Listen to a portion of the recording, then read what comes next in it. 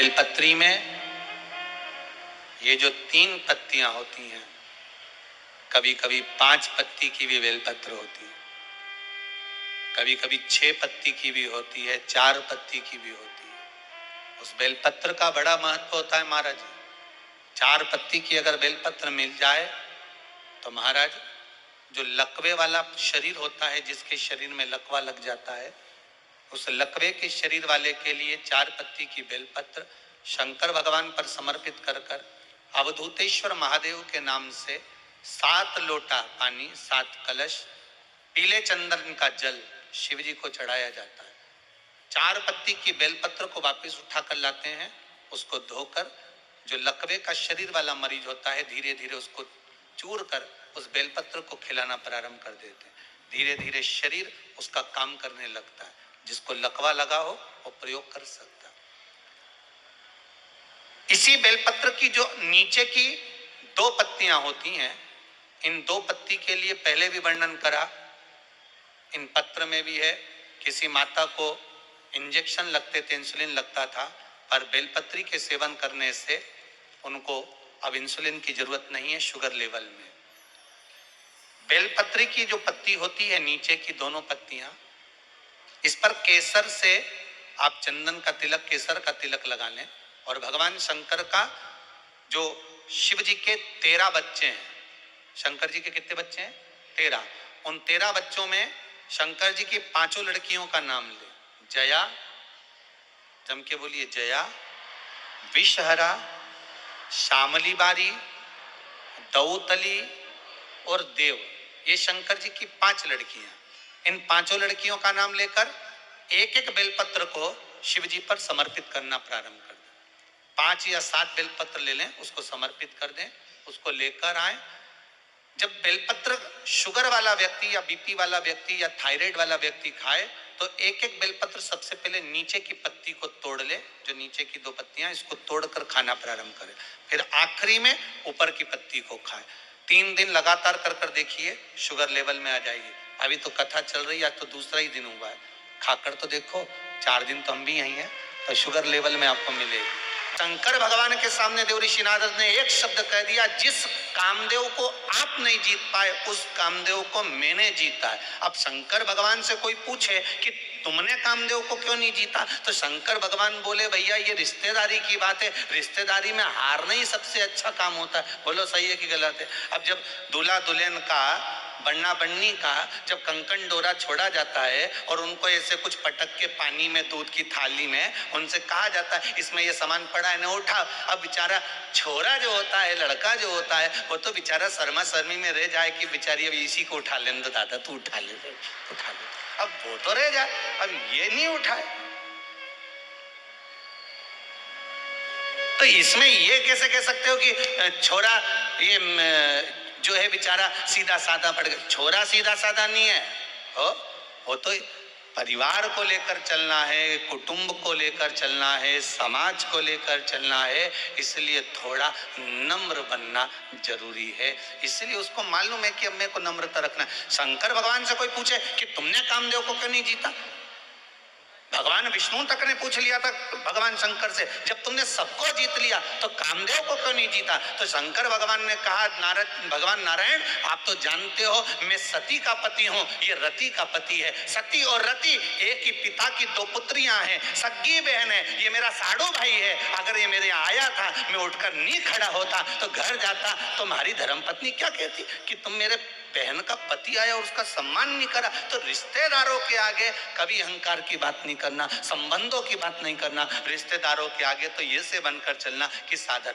जैसे कहते ना, 4 लोगों को समझाना सबसे कठिन काम। पहला अपने पड़ोसी को,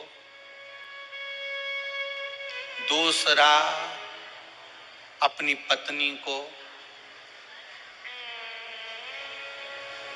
तीसरा अपने पति को, उसकी मर्जी पड़ेगी वही करेगा। चौथा अपने पुत्र को। आप दुनिया भर में सबको ज्ञान दे दो, कितना ही समझा दो, पर अच्छे से अच्छा व्यक्ति भी इनको नहीं समझा सकता। वो बेचारा बाहर कितना भी सत्ता दिखाए न, घर जाए ना तो तुरंत कहते मेरे से फालतू बात करना मत। समझा दे रही हूं मैं, पूरा क्या इनके कितना ही समझा। शंकर भगवान तक नहीं समझा पाए थे सती मैया को।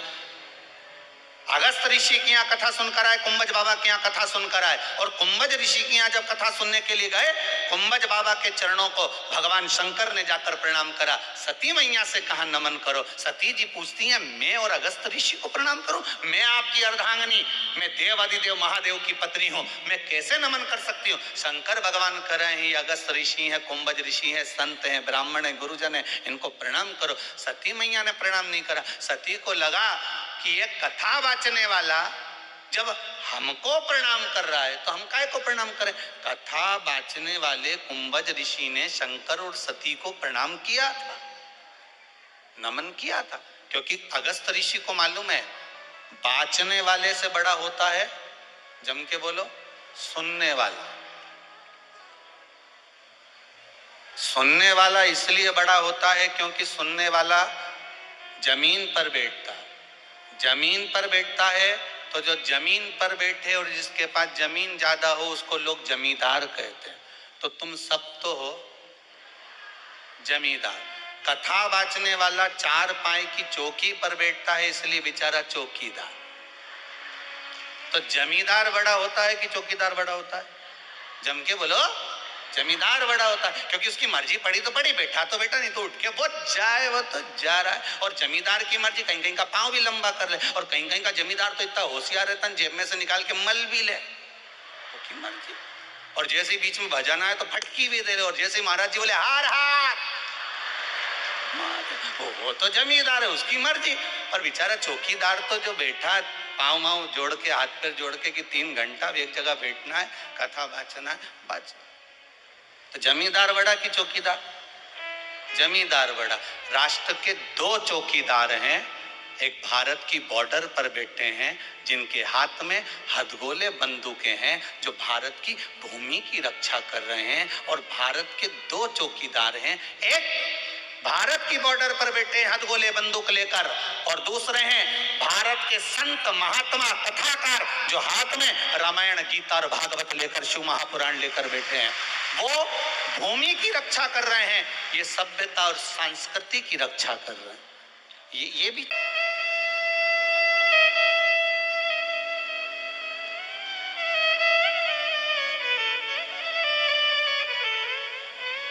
भी चौकीदार। चौकीदार की पदवी कोई साधारण नहीं होती महाराज, बहुत प्रबल पदवी होती है, बहुत प्रबल पदवी। कोई साधारण हो सकता है? भगवान शंकर ने कहा आपने कामदेव को जीता, उसके लिए आपको प्रणाम करता हूं। शिवजी ने अपने गले की रुद्राक्ष की माला उतारकर देवऋषि नारद के गले में पहना दी। देवऋषि नारद के गले में जैसे रुद्राक्ष की माला गई, नारद जी ने धारण करी, और उस रुद्राक्ष की माला को पहनकर देवऋषि नारद से भगवान शंकर बोल रहे हैं आप कुछ देर बैठोगे नहीं, यहाँ पर विराजमान नहीं होगे? नारद जी मन में सोचे कि मैंने काम को जीता और ये काम को हार गए, तो मैं इनके यहाँ बैठूंगा। नारद जी के कहने पर, भगवान शिव के कहने पर नारद जी नहीं बैठे और उठकर चल दिए। बाहर निकले, रुद्राक्ष की माला उठाकर जमीन पर पटक दी। जैसे ही भूमि पर पटकी, पटकने के बाद वहीं से नंदी निकल कर जा रहे थे। नंदी ने उस माला को उठाकर देवादिदेव महादेव से कहा, बाबा ये आपके गले की माला? हाँ बाबा आपके गले की माला, और यहां पड़ी है। भगवान शिव ने कहा, नंदी जब देवता के गले की माला भूमि पर पड़ जाए और जिसके माध्यम से पड़ जाए, समझ लेना उसकी उन्नति हो नहीं सकती। आप चिंता मत करो। हम कई बार इस व्यासपीठ से बार बार निवेदन करते रहे हैं कि बड़े से बड़े, कई बार बहुत बड़े बड़े मंदिरों में लोग जाते हैं, भगवान के गले की माला उतार कर अपने गले में डाल देते हैं। अपन उस गले की माला को निकालकर गाड़ी पर डाल देते हैं। गाड़ी पर डली उसकी पत्तियां बिखरते बिखरते जमीन पर जाती है, उसका दोष है। शिव महापुराण में, विष्णु पुराण तक में कहा है, दुर्वासा बाबा भगवान का दर्शन करने गए, नारायण के गले की माला आ गई, इंद्र को पसंद आ गई, इंद्र को दे दी, इंद्र को पसंद माला वो ऐरावत को दे दी, ऐरावत ने वो माला जमीन पर पटक दी, श्राप दे दिया, अरे इंद्र भगवान के गले की माला भूमि पर पड़ी है, इसलिए तुझे सत्ता के विहीन होना पड़ेगा। और महाराज राजा बलि की सत्ता स्थापित हो गई, इंद्र को सत्ता छोड़ना पड़ी, केवल वो देवता के गले की माला गई, देवता के गले की माला।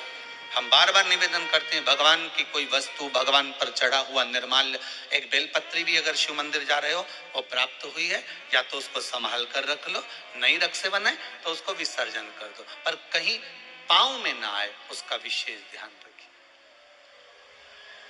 कहीं पांव में ना आए।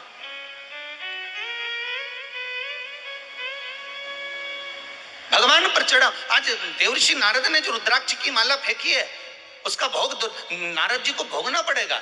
और नारद जी यहां से सीधे जब जाने लगे तो भगवान शंकर ने कहा, सुनो नारद, रुको जरा, एक बात और अच्छे से सुनकर जाओ, जो तुमने मुझसे कहा वो महादेव की बात अब ये भगवान विष्णु से मत कहना। नारद जी को लगा एक तो मैं अच्छे नंबर से पास हो गया, ऊपर से कह रहे हैं कि किसी को बताया भी ना जाए कि मेरे इतने परसेंट आए। भगवान ने खूब समझाया देव ऋषि नारद को, पर नारद कहां समझते,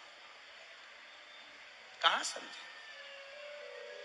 एक विद्वान पंडित अपनी पत्नी से कहे, सुनो कल एकादशी है, व्रत कर लेना। पत्नी विश्वास नहीं करेगी, पहले पड़ोसन से पूछ के आएगी, क्यों तू एकादशी कब कर रही है। विद्वान है बेचारा, इतना विद्वान की लोग उससे पूछ रहे हैं, पर वो भी पड़ोसन से पूछ रही, तू बता एकादशी कब करे। सबसे ज्यादा दिक्कत होती है वो हरतालिका तीज के व्रत में, तू कब करेगी। हरतालिका तीज का व्रत और माताओं का पूरे मोहल्ले में घूमना, तू कब करेगी, तू कब करेगी।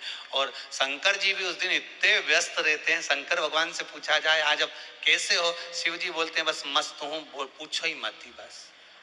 और चारों तरफ से माताएं शंकर जी को घेर लेती हैं, नीचे पाटे पर थाली में शिवलिंग और उसकी पूजन, और पूजन के साथ में फिर शंकर जी पे चढ़ाई हुई सारी वस्तु सब चढ़ाते जा रहे, चढ़ाते जा रहे, चढ़ाते जा रहे।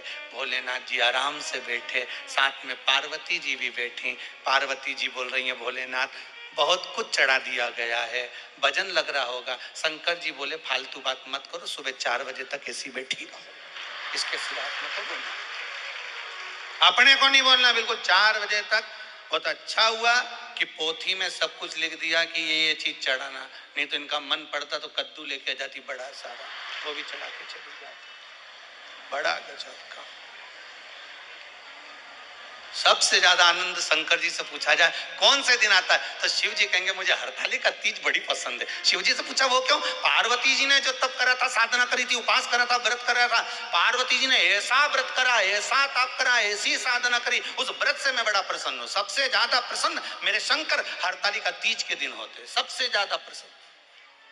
और माताओं से निवेदन रहा है, बार बार कहते हैं आप अगर हरतालिका तीज का व्रत नहीं भी करते हो तो भी 5-6 वृक्ष की 7 वृक्ष की पत्तियों को तोड़कर हरतालिका तीज के दिन शंकर भगवान को समर्पित कर दो, शंकर जी उस व्रत को स्वीकार कर लेते हैं, इतने प्रसन्न हो जाते हैं मेरे दिन। शिव की प्रसन्नता है हरतालिका तीज का। सबसे सरल देव एक ही है, कौन से? जम के बोलो जरा, देव अधिदेव महादेव, बहुत सरल। बाकी के देवता उनको तो चंदन लगाओ, उपटन लगाओ, कपड़े पहनाओ, आभूषण पहनाओ, ये धराओ वो धराओ, भोग लगाओ, इनके तो कुछ मत धराओ, 1 लोटा पानी 3 बार ताली बम बम बोला अपने घर जाओ। अच्छा, शिव जी के मंदिर में बैठने की भी जगह नहीं होती। राम जी के मंदिर में जाओ तो थोड़ा बैठ जाओ, भगवान विष्णु के मंदिर में जाओ तो बैठ जाओ, शंकर जी के मंदिर में बैठने की भी जगह नहीं होती, क्योंकि लोग पानी इतना ढोल के जाते, साड़ी भी बचा के चलना पड़ती है। तो शिव जी कहते हैं मेरे पास मत बैठो, मेरे पास बैठकर समय बर्बाद मत करो। मेरा ओघड़दानी, मेरा महादेव, देव अधिदेव महादेव कहते हैं, मैं जिसकी आराधना में लगा हूं, शंकर राम की आराधना करते हैं, राम शंकर की आराधना करते हैं। आपसे भी शिव जी कहते हैं आप भी उसकी आराधना में डूब जाओ, समय बर्बाद मत करो, ये समय बड़ा कीमती है, क्यों इसको छोड़ रहे, क्यों इसको बर्बाद करो। नारद जी पहुंचे भगवान विष्णु के यहाँ। भगवान विष्णु से देव ऋषि नारद ने जाकर कहा, श्रीमन नारायण। भगवान विष्णु ने एक बार भी नारद जी से नहीं कहा कि बैठो, क्योंकि शंकर जी ने बैठने का कहा था तो नहीं बैठे थे, तो भगवान विष्णु क्यों बोले कि बैठो। नारद जी ने जाते से ही कहा, प्रभु मैं नारद। भगवान कहते मैं जानता हूं, जिस कामदेव को भगवान ने नहीं जीता, देवाधिदेव महादेव ने नहीं जीता, उस कामदेव को देव ऋषि नारद ने जीता। आपको मालूम है, भगवान विष्णु की आंखों से जल बहने लगा, नारायण रोने लगे। नारायण को लगा कि ये तो डूबा, मुझे भी डुबा दिया। क्योंकि शास्त्र कहता है निंदा करने वाला और निंदा सुनने वाला, इन दोनों में महापापी कौन होता है? सुनने वाला। निंदा कर रहे थे नारद, सुन रहे थे भगवान विष्णु, तो महापापियों की गिनती में नारायण को भी आना पड़ा और रो पड़े। लक्ष्मी जी पास में खड़ी थी। माता लक्ष्मी ने पूछा, नाथ क्यों रो रहे हो? भगवान कह रहे हैं, इस देवऋषि नारद ने मुझे महापापियों की गिनती में खड़ा कर दिया। क्यों? निंदा करिए नारद जी ने भगवान शंकर की, सबकी निंदा करते चल जाता, पर देवाधिदेव महादेव की निंदा सहन नहीं होती। जिसने दुनिया को केवल दिया है, उससे लिया नहीं, तो उसकी निंदा कैसे सुन सकता? उसकी निंदा कैसे सुने? प्रभु तो रो क्यों रहे हो? भगवान ने कहा, देवऋषि नारद ने निंदा करी। शंकर जी की निंदा करने वाला, भगवान की निंदा करने वाला पशु का मुख लगता है, और निंदा सुनने वाले को भी पशु का मुख लगता है। नारद जी ने तो अपनी गति बिगाड़ ली। ये नारद को तो बंदर का मुख लगेगा, पर मैंने निंदा सुनी है इसलिए मुझे घोड़े का मुख लगेगा। भगवान विष्णु का एक अवतार हुआ, हयग्रीव अवतार, जिसमें भगवान को घोड़े का मुख लगा कि नहीं लगा? घोड़े का मुख, मुझे घोड़े का मुख लगेगा, और वो देवऋषि नारद के कारण लग रहा है। ये देवऋषि नारद के चक्कर में लग रहा है, ये घोड़े का मुख। रो रहे हैं भगवान। भगवान देवऋषि नारद से बोले, नारद जी आपने कामदेव को जीता मानते हैं, पर आपके ये शब्द नहीं निकलना थे कि आपने शंकर भगवान जिस कामदेव को नहीं जीते उसको हमने जीता है। आपने ये क्यों बोला? आपको ये नहीं बोलना था। आपने ये बोला, ये श्रेष्ठ नहीं। आप ये बोले हो, ये श्रेष्ठता नहीं है। महाराज ये गलत आपने संबोधन कर दिया, ये संबोधन श्रेष्ठ नहीं महाराज। और जब सुना,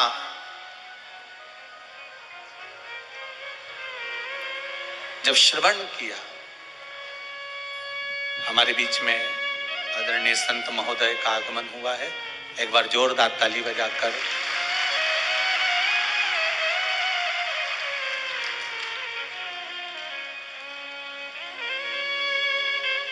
भगवान देवाधिदेव महादेव की कथा। शंभु शरणे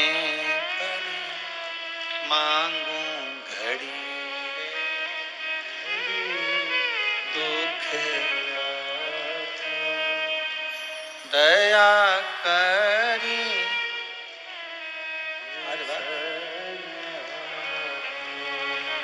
दया करी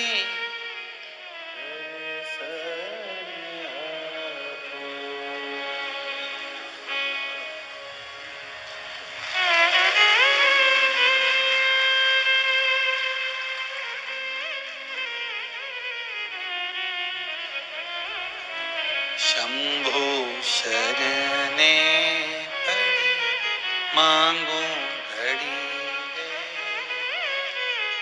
दुख दया करी ने दर्श दया करी ने दर्श। हर हर महा भगवान शिव की कथा कर रही है, ओगड़दानी शंभू की कथा कर रही है। देवऋषि नारद के शब्द सुनकर भगवान विष्णु की आंख में जल भर गए। नारद अपनी गति तो बिगाड़ी, मेरी भी गति आपने बिगाड़ दी। और देवऋषि नारद रास्ते में से गए, वहां एक कन्या के स्वयंवर में पहुंच गए। सील निधि राजा की कन्या का स्वयंवर था, वहीं पर भगवान से रूप मांगा, बंदर का मुख लग गया और देवऋषि नारद का विमान टूटा। जाकर चंद्रभागा नदी के तट पर देवऋषि नारद ने तप साधना करी। कौन सी नदी पर पहुंचे? चंद्रभागा। पूरे भारत की भूमि पर केवल, पूरे भारत की भूमि पर एक मंदिर भगवान विष्णु का ऐसा है जहां भगवान नारायण के सिर पर शिवलिंग है। भगवान विष्णु के सिर पर शिवलिंग है, वो एक ही भूमि है, वो है पंढरपुर। चंद्रभागा नदी का तट, पंडरीनाथ जी का मंदिर, हरि विठल के मस्तक पर शिवलिंग विराजमान। जैसे शिवलिंग का पूजन करते हो जलाधारी वगैरह सब है, ऐसी पंडल के सिर पर शिवलिंग जलाधारी सब विराजमान। पूरी भारत की भूमि पर एक ही मंदिर। चंद्रभागा के तट पर देवऋषि नारद ने तप करा। शंकर भगवान से विनती करी, भोलेनाथ आइए। तब बाबा विश्वनाथ भगवान शंभु ने आकर दर्शन दिया, मांगो क्या चाहिए। भगवान नारायण भी सामने आकर खड़े हो गए, प्रभु आपको मेरे मंदिर में प्रवेश करना है। भगवान कहे इतनी भीड़ कैसे आऊंगा। भगवान नारायण ने अपने मस्तक पर भगवान शंकर को विराजमान कर लिया। कितना प्रेम होगा देवताओं में, भगवान विष्णु, भगवान शंकर, भगवान ब्रह्मा में। पर हमने उनमें भेद कर दिया, ये राम वाला, वो कृष्ण वाला, वो जगदम्बा वाला, वो शिव वाला, हमने भेद कर दिया। पर भगवान में कभी भेद नहीं हुआ।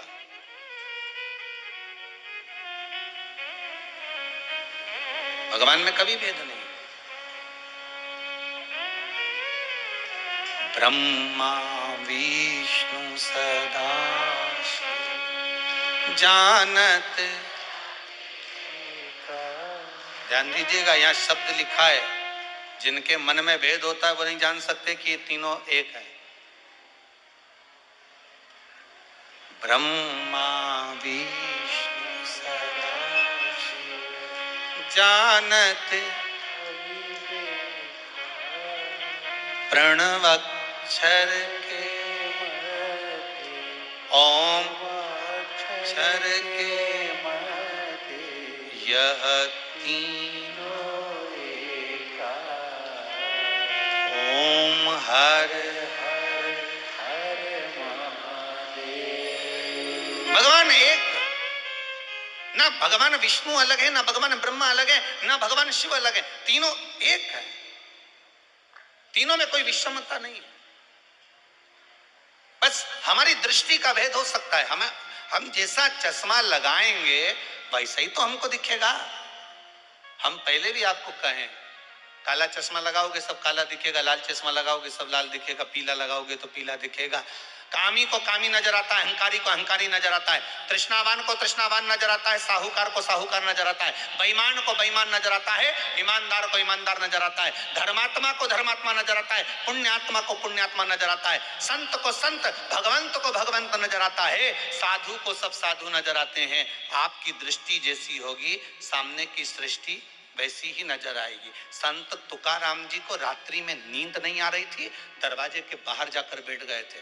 वहां से 4 चोर चोरी करने जा रहे थे। तुकाराम जी को लगा इतनी रात को ना जाने किसको कौन सा काम अड़ गया, चलो मैं इनकी हेल्प कर देता हूं। संत थे, सब संत नजर आ गए, साधु को सब साधु नजर आ गए। संत तुकाराम जी उनकी हेल्प करने के लिए, उनको सहयोग करने के लिए उनके पीछे जाने लगे। चोरों ने विचार करा तुकाराम आ रहा है, किसी को बता देगा। एक चोर ने कहा चिंता मत करो, अपनी टोली में शामिल कर लो। अपनी टोली में? हाँ। चारों ने कहा सुनो तुकाराम, हमारे साथ चल रहे हो, चलो, मना नहीं है, आधा आधा तुमको भी दे देंगे। तुकाराम जी को लगा कि इनका जो काम होगा आधा मुझे दे देंगे। अच्छा हेल्प कर दूंगा, फ्री तो बैठा हूं रात को, करना क्या, आधी रात को फ्री तो हूं, चलो। तुकाराम जी जैसे ही गए तो चारों के चारों चोर एक सेठ जी के घर में घुसने लगे, प्रवेश करने लगे। तुकाराम जी बोले मैं चलूं काम करने के लिए। इतने में चोर बोले तुम नए नए हो, तुमको मालूम नहीं है, तुम यहाँ खड़े रहो, अभी आधे घंटे में हम बाहर आ रहे हैं, तुम्हारा हिस्सा तुमको देंगे। तुकाराम जी को लगा कि काम का हिस्सा है, मुझे देंगे। अब ये चोर तो अंदर गए, 1 घंटा हो गया निकल के नहीं आए। 2 घंटे हो गए नहीं आए। तुकाराम जी को लगा कि ये वही सेठ जी का घर है जहां रोज शिव महापुराण की कथा होती थी, ये वही सेठ जी का घर है जहां रोज रामायण गीता होती, भगवान का भजन होता। ये चारों की चारों तो भजन में बैठ गए और मुझे यहाँ छोड़ गए। मैं भी कितना पागल कि यहाँ खड़ा हूं, अंदर जाता हूं। और संत तुकाराम जी जैसे ही अंदर गए, अंदर जाकर उन्होंने जो भगवान का दर्शन करा, एक फोटो दिख गया उनको, फोटो में हरि विठ्ठल दिख गए। तुकाराम जी ने जेब में से करताल निकाली, निकालते से बजाने लगे विठ्ठल विठ्ठल विठ्ठल। जैसे ही करने लगे, चारों की चारों चोरों ने सोचा तुकाराम अंदर आ गया, चारों कोई पलंग के नीचे कोई ऊपर छुप गए। इतने में सेठ जी के नेत्र खुल गए, सेठ जी बाहर आए, गुरुदेव आप आए हो। जिस गुरु को बुलाने के लिए मेरी जिंदगी लग गई, वो गुरु आज तक मेरे घर पर नहीं आया, आज आधी रात को मेरा गुरु मेरे दरवाजे पर आया। गुरुदेव आप आए हो, मैं अभी पानी लेकर आता हूं। और सेठ जी भागे पानी लेने के लिए। पानी लेने जैसे सेठ जी गए, वैसे ही वापिस लौट कर आ गए, पानी नहीं लाए। और लेने गए थे पानी, वापिस आए और आते से पूछा, गुरुदेव आप तो कभी अकेले नहीं जाते थे, आज अकेले कैसे आ गए गुरुदेव। संत तुकाराम जी बोले, कौन बोलता है अकेले आए, 2 पलंग के नीचे तो ऊपर है। कहा किसने कि अकेले आए, 2 नीचे 2 ऊपर। चोरों ने सोचा ये तो जूते खिलवाएगा, अब तो निकलो बाहर। चारों बाहर निकल के तुकाराम जी के पास खड़े हो गए। सेठ जी गए जल लेने, पानी पिलाया, अंदर गए श्रीफल लाए 5 माला लाए, 5 स्वर्ण की मुद्रा लाए, 5 को दी, प्रणाम करा। प्रणाम कर कर तुकाराम जी से कहा, गुरुदेव ऐसी कृपा और करना, आते रहना। तुकाराम जी बोले, वो तो इनकी कृपा है जो हम यहाँ आ गए, नहीं तो हम कैसे आते। इतने में तुकाराम जी वापस बाहर निकलने लगे। सेठ जी ने चारों चोरों के चरण पकड़ लिए, भैया बड़ी करुणा करी आपने जो हमारे गुरुजी को लेकर आ गए। इतने में चोरों की आंखों से जल बह रहा था। बाहर निकलकर संत तुकाराम के चरण चोरों ने पकड़ लिए और कहा, गुरुदेव जब जब पकड़ाते थे जूता खा कर आते थे, आज जिंदगी में पहली बार पकड़ाए, गले में माला पहनकर आए हैं आपकी। इतने में तुकाराम जी ने कहा, सुनो, संतों के पीछे चलोगे तो माला ही मिलेगी, और कामियों के पीछे चोरों के पीछे चढ़ोगे तो जूते की माला ही मिलेगी। ये संत साधु सन्यासी तपस्वी साधक उपासक भगवंत जितने हैं, इनके पीछे चलने पर, भजन में जाने पर, कीर्तन में जाने पर, नाम स्मरण करने पर, भगवान की भक्ति में डूबने पर जो मिलता है वो दुनिया में किसी को नहीं मिल सकता। वो सुख है, वो सुख है।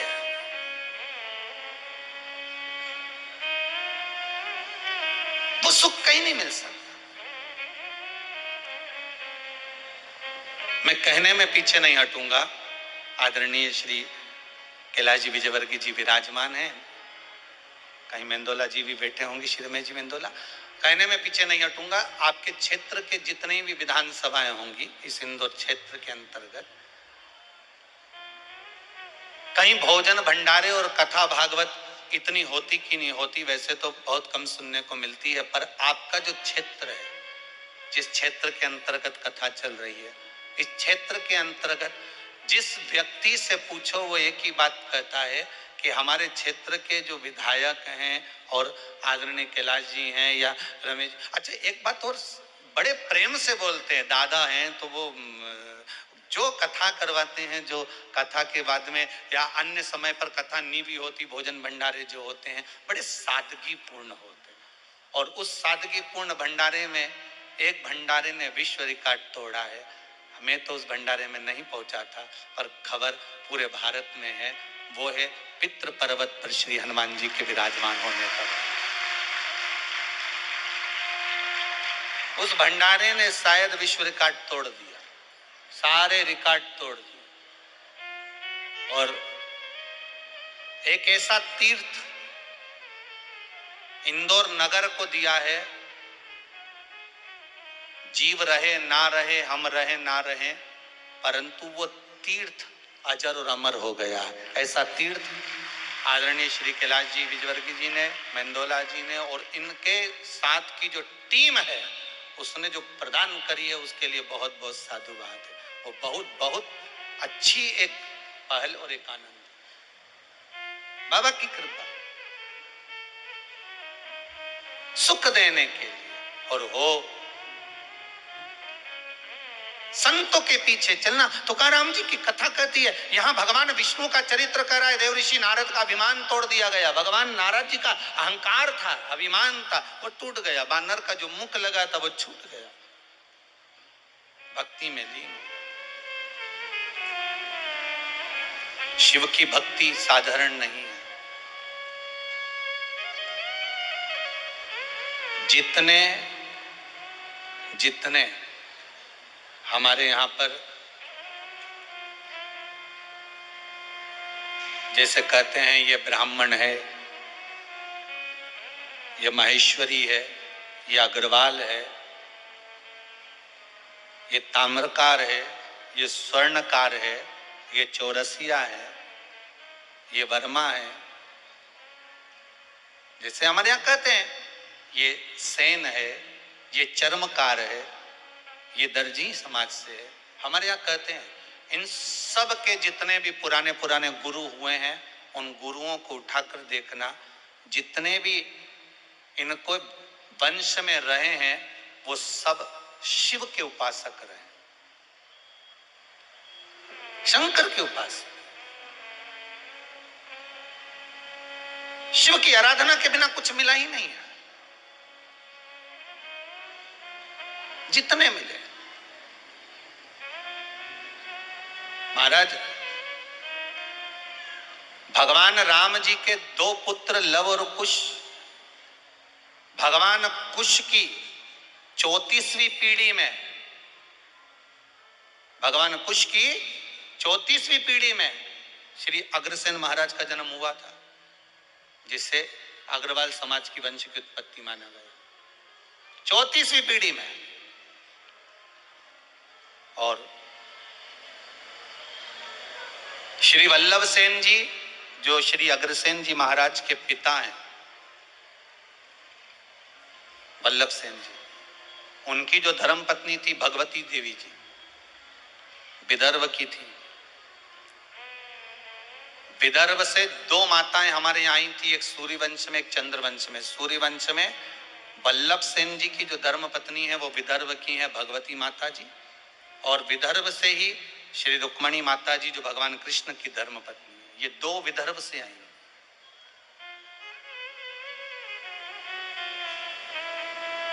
सिरसा हरियाणा से, प्रतापगढ़ हिसार से ये अग्रसेन महाराज जी के पिता वल्लभ सेन जी निवास। उनके जो विवाह संबंध हुआ था वो भगवती देवी जी से हुआ था। तो भगवती देवी जी जो विदर्भ से आई थी, उनके मन में एक भाव जागृत हो गया था कि मैं सूर्यवंश की बहू हूं। राम जी के वंश में 34वीं पीढ़ी में, कुश के अंतर्गत 34वीं पीढ़ी में हमारा जन्म हुआ है। हम यहां आए हैं, क्यों ना राम जैसा पुत्र मेरे घर में उत्पन्न होना चाहिए। तो उन्होंने वल्लभ सेन जी से निवेदन करा था कि मेरे गर्भ से जो संतान हो वो भगवान की भजन करने वाली और जगत का कल्याण करने वाली हो, ऐसी कोई संतान हो। तो भगवती देवी जी ने जब अपने पति वल्लभ सेन जी से निवेदन करा तो वल्लभ सेन जी ने कहा एक काम करना, शिव की आराधना करना, शंकर का भजन करना। और वल्लभ सेन और माता भगवती देवी ने दोनों ने जब शंकर की आराधना करी, स्वयं शंकर भगवान ने आकर कहा कि तुम्हारे गर्भ में जो बालक होगा वो राम जैसा ही कीर्तिवान होगा, कोई साधारण नहीं हो सकता। और मां भगवती के गर्भ से जो बालक हुए वो अग्रसेन जी हुए। और एक बात का स्मरण आपके जीवन में रहे, जैसे मां अहिल्या ने हर पल, माता अहिल्या हर पल शंकर जी को साथ लेकर चलती थी, ऐसे ही अग्रसेन महाराज जब जब किसी काम से, जैसे हिसार के अंतर्गत जब पानी नहीं गिरा तो उन्होंने शंकर का अनुमोदन करा और शिव भगवान प्रकट होकर उनके लिए जल वृष्टि कर गए। देखो हमारे यहाँ के जितने जितने पूर्व में चाहे राजा रहे, महाराजा रहे, संत रहे, साधु रहे, ये शिव के उपासक रहे। आपसे भी निवेदन है, संपूर्ण जितने भी लोग इस पावन कथा को सुन रहे हैं, एक बूंद भी अगर जल की शिव पर समर्पित होती है तो उसका फल आपके खाते में लिखा जाता है, अलग नहीं जाता। हाँ ये जरूर है, थोड़ा समय लगता है। दुख आया है, पूर्व के कर्म के अनुसार आया है, तो थोड़ा दुख काटने में समय तो लगता है। पर आप बाबा से रोज निवेदन करो ना, रोज भजो श्री शिवाय नमस्तुभ्यम, श्री शिवाय नमस्तुभ्यम, श्री शिवाय नमस्तुभ्यम। भगवान से रोज प्रार्थना। भोला सब दुख काटो, ओ भोला सब दुख काटो, शिव शंकर जपूं तेरी माला, भोले बाबा जपूं तेरी माला, भोला सब दुख काटो, ओ भोला सब दुख काटो। भगवान देव ऋषि नारद का अहंकार गया, समय आया, ब्रह्मदेव से भगवान नारायण ने कहा ब्रह्मा जी आप सृष्टि की लीला आगे बढ़ाओ। ब्रह्मा जी सृष्टि की लीला आगे बढ़ाने वाले थे तो ब्रह्मा जी के मन में एक भाव उत्पन्न हो गया।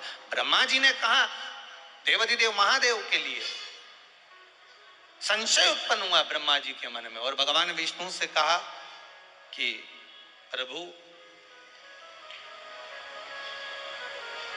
भगवान नारायण से कहा ब्रह्मा जी ने कि मैं आपका पुत्र हूं,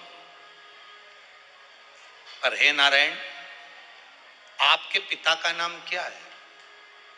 भगवान विष्णु ने कहा मेरे पिता शिव है, शंकर। शिव महापुराण में लिखा है, लिंग पुराण के अंतर्गत वर्णन आता है, नर्मदा पुराण में वर्णन आता है, शंकर भगवान ने अपनी जंगा और हस्त कमल पर अमृत का छींटा दिया था। जब देवता अमृत भाग लेकर आए थे तो वो अमृत का छींटा दिया, और ये अमृत कोई एक बार प्रकट नहीं हुआ है, ये अमृत कई बार प्रकट हुआ। उस अमृत के छींटे से उतार कर एक पुरुष की उत्पत्ति हुई थी, वो भगवान विष्णु थे। ये शिव महापुराण में लिखा है। भगवान विष्णु ने अपने शरीर पर जल का सिंचन करा था, चारों तरफ जल जल कर दिया था, उस पर आयन करने के कारण भगवान का नाम नारायण पड़ गया। ये शिव महापुराण कहते। तो भगवान विष्णु ने कहा मेरे पिता शंकर, भगवान शिव, आपके पिता शंकर? हाँ। शिव कैसे हैं? भगवान विष्णु ने कहा ये सामने पर्वत है, अपन इसको घुमाते हैं, प्रकट करते हैं शंकर भगवान को। दोनों ने मिलकर जो पर्वत को घुमाना प्रारंभ करा, उसमें से एक लिंगायत आकृति प्रकट हो गई। जैसे ही लिंगायत आकृति प्रकट हुई भगवान शंकर के सामने, जैसे ही भगवान विष्णु के सामने लिंग प्रकट हुआ, लिंग प्रकट होते से भगवान शंकर ने कह दिया नारायण मैं सामने प्रकट हो गया हूं, मांगो तुम्हें क्या चाहिए। भगवान विष्णु कहते हैं मैंने मांगने के लिए आपको प्रकट नहीं करा, मैंने तो केवल आपको नमन करने के लिए ब्रह्मा जी को आपका स्वरूप दिखाना था कि मेरा पिता कैसा है, उसको बताना था, इसलिए प्रकट किया। अच्छा, हाँ।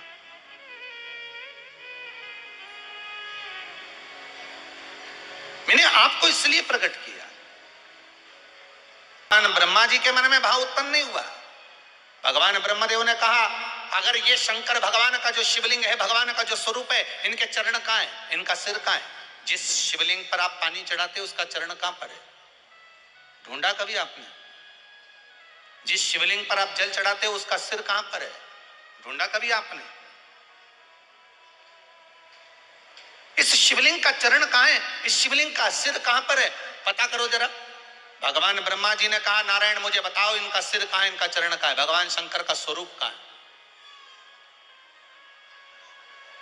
भगवान कहने लगे, विष्णु जी बोले, नारायण बोले आप बताओ क्या करना है। भगवान ब्रह्मा जी ने कहा एक काम करो, मैं जाता हूं शिवलिंग के सिर पर, आप जाइए शिवलिंग के चरण पर। पता करना है कि भगवान शंकर के चरण कहां है और सिर कहां है। भगवान विष्णु ने मना करा, मैं जानता हूं चरण नहीं मिलेंगे, ना सिर मिलेगा ना चरण मिलेंगे, पर नहीं माने, चले गए, जाते गए, जाते गए, जाते गए। भगवान नारायण पाताल में जाते गए और भगवान ब्रह्मा आकाश में जाते गए। शिवलिंग बढ़ता चले गया, ब्रह्मा जी को शिवलिंग का छोर नहीं मिला। अंत में ब्रह्मा जी हार गए। सामने केतकी का पुष्प मिला, केतकी के फूल को ब्रह्मा जी ने उठा लिया। उठाकर ब्रह्मदेव ने बोला, एक केतकी के फूल पुष्प तुम मेरे साथ नीचे चलो, भगवान विष्णु के सामने जाकर कह देना ब्रह्मा जी को भगवान शंकर का सिर मिल गया। केतकी का फूल बोला, मैं काय को झूठ बोलूं। व्यक्ति झूठ जब बोलता है जब उसका कोई फायदा होता है, और एक झूठ अगर व्यक्ति ने बोल लिया तो उसको फिर झूठ पर झूठ बोलना पड़ता है। जैसे बटन लगाते ना लोग बात, हमारे पास तो बटन वाली शर्ट भी नहीं तो बताते थे, हमारे पास तो बद्दी वाली बटन जो लगाते हैं ना, एक बटन अगर गड़बड़ लग गई है तो पूरी शर्ट की डिजाइन बिगड़ गई है।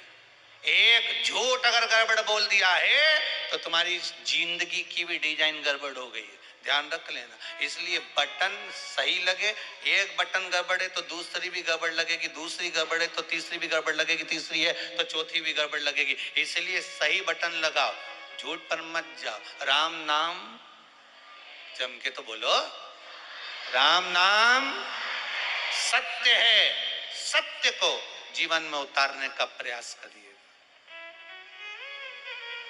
सबसे ज्यादा प्रिय शंकर जी को सत्य ही, बोलो सत्य। पर आज के जमाने में सत्य बोल दो तो लोगों को बुरा लग जाए। गुरु जी सत्य बोल दो, सत्य है। केतकी के फूल ने कहा मेरा भला क्या होगा अगर मैं झूठ बोलूंगा तो। भगवान ब्रह्मा जी ने कहा सारे देवताओं पर तुझे चढ़वाऊंगा, सुगंधित बनाकर रखूंगा, चल। केतकी मान गई। आगे चले तो सामने से गौ माता निकल कर जा रही थी।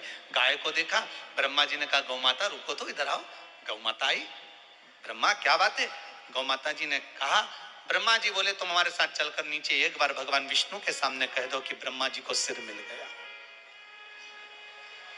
शिवलिंग का सिर मिल गया ब्रह्मा जी को, आप चलकर कह दो। गौ माता ने कहा मेरा फायदा क्या है? ब्रह्मा जी बोले घर में सबसे पहली रोटी बनेगी तो तुम्हारे को दी जाएगी। व्यक्ति का फायदा होता है तब वो झूठ बोलता है। गौ माता ने झूठ कह दिया, ठीक है चलो। ब्रह्मा जी नीचे आए। भगवान विष्णु ने पूछा ब्रह्मदेव आपको भगवान शंकर का सिर मिल गया? ब्रह्मा जी बोले नारायण पहले आप बताओ कि आपको भगवान के चरण मिल गए? भगवान विष्णु ने पहला ही शब्द सत्य का बोल दिया कि मुझे शंकर भगवान के चरण नहीं मिले। अब एक बार सत्य बोल दिया तो फिर झूठ बोलने की बात ही नहीं। जिस दिन शंकर भगवान ने भगवान ब्रह्मा के सामने, शिव जी के सामने सत्य बोला था, उस दिन से भगवान विष्णु का नाम सत्य नारायण पड़ गया। क्या नाम पड़ा? सत्य नारायण। अब पूछोगे गुरुजी ये कथा कहां से ली है कि भगवान विष्णु का नाम सत्यनारायण पड़ा? तो स्कंद पुराण में सत्यनारायण जी की कथा को निकालना, उसमें लिखा है भगवान नारायण ने एक बार सत्य कहा था भगवान शंकर जी के सामने कि मुझे चरण नहीं मिला, तो भगवान विष्णु का नाम सत्य नारायण पड़ गया।